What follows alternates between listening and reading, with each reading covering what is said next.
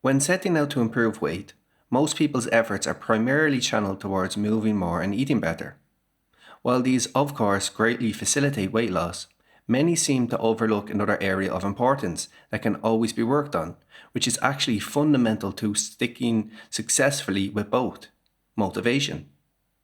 As such, today we'll be explaining in depth how you can improve yours to get you more consistent with physical activity and diet, so you can ultimately get to your ideal body weight faster and, at the same time, even make the whole process easier. But first, as always, please take note of our disclaimer. To begin, what is motivation? Well, it has been defined as a reason or reasons for acting or behaving in a particular way. Decky and Ryan in 1985 suggested that there are three main types of motivation, not just one: amotivation, intrinsic motivation, and extrinsic motivation. Amotivation is the lack or absence of any motivation. Interestingly, researchers in 2008 suggested that the reason for this isn't actually a lack of will, which many might think. Instead, it has been related to learned helplessness, where individuals withdraw effort because of perceptions of incompetence and loss of control. Since learned helplessness has been linked with mental conditions such as depression or PTSD, it may be best that amotivated persons seek professional psychological assistance to help overcome it. As a result, this video will solely focus on the other motivations for our wants and needs: intrinsic and extrinsic. Intrinsic motivation comes from exactly where it sounds like it comes from, within us. In contrast, extrinsic motivation arises from outside of us.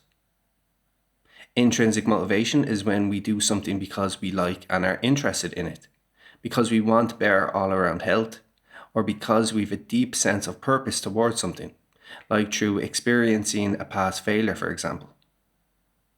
On the other hand, extrinsic motivation is when we do something to gain an external reward, such as money, looks, and approval from others, or to avoid punishment like fat shaming. But just to point out, these examples of each motivation aren't exactly set in stone. Motivation is complicated and can change person by person. Certain motivators may sometimes shift from intrinsic to extrinsic or vice versa. For instance, failure could be deemed as both. It could be an intrinsic motivator since someone may have failed at something they were interested in, enjoyed, and really cared about. On the other hand, it could also be an extrinsic motivator if someone lost status as a result of it.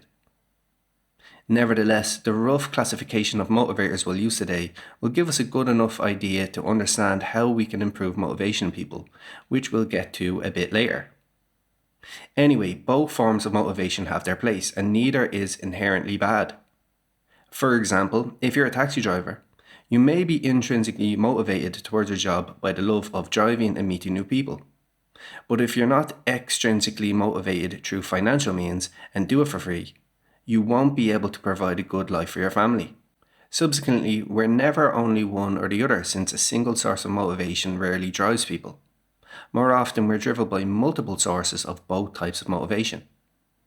Accordingly, it's better to think of motivation with intrinsic motivation on one end of a spectrum, while extrinsic motivation is on the other.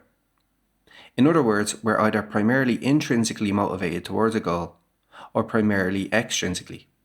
In either case, the motivation of the other is always present in some form or another, even if it's only slight.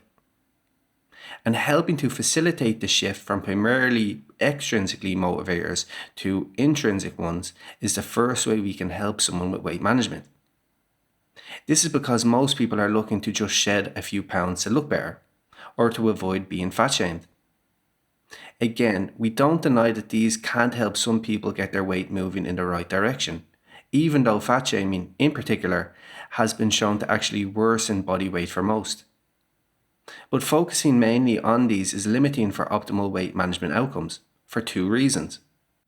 One is that external motivators can be taken away much more easily than internal ones. Because what happens when you achieve a goal and get whatever is externally motivating you?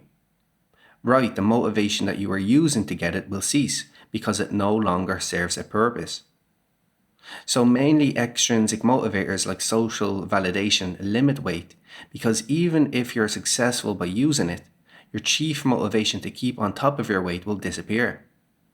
And this is of particular significance to weight management given the problem of weight regain.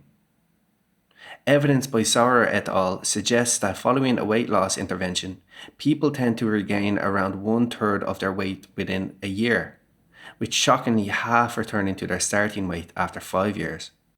Now, you could say, well, even if they regained all the weight, couldn't they continually use the extrinsic motivators to get back to where they need to be?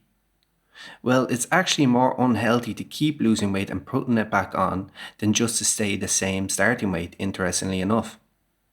Weight cycling is known to be linked with hyperinsulinemia, insulin resistance, hypertension, and dyslipidemia, all of which put you at a higher risk for cardiovascular disease. So, in sum, to reach as well as sustain better weight management outcomes, we need to approach things from a long-term perspective, which requires primarily intrinsic motivators. On a side note, if you'd like to undertake our evidence-based and results-backed personalized plate or weight management program, please click the link in the top right-hand corner of the video or follow the link in the description. Then, the second reason why focusing on extrinsic motivators regarding weight is limiting is because of what's known as the over-justification effect. In essence, this is when rewards like money, prizes, or social validation negatively affect a person's motivation to do a task. There's no consensus on why over-justification occurs, but one of the leading theories is that when people become mainly extrinsically motivated toward a task, they may then feel like they're being forced to do it.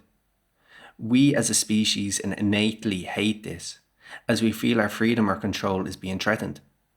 As such, we rebel toward the task, and the reduction of intrinsic motivation toward it is one of the consequences. So let's get to it. How do we improve motivation? Well, it's firstly by exploring in depth and bringing to the surface what internally motivates us. Doing so will help move us more on the spectrum toward primarily intrinsic motivation. The best way to do this is with a professional trained in motivational interviewing. But today we'll use one strategy commonly used during it that's still very helpful when used alone: the decision balance scale. This is a scale composed of 4 questions designed to weigh the positives and negatives of a goal against each other to help motivate people. Examples of these questions for a weight loss goal would be: what would be good about not trying to lose weight? What would be good about reaching your ideal body weight? What would be bad about not trying to lose weight? And what would be bad about reaching your ideal body weight? Of course, if you answer these honestly, some of the answers will undoubtedly be extrinsic motivators, which again there's nothing wrong with. But at the same time, it'll give you the opportunity to think and explore what you really find valuable. Specifics here are crucial though. For instance, for the question, what would be good about reaching your ideal body weight? Instead of arbitrarily answering better health, go in depth about your thoughts and concerns, leaning toward intrinsic motivators.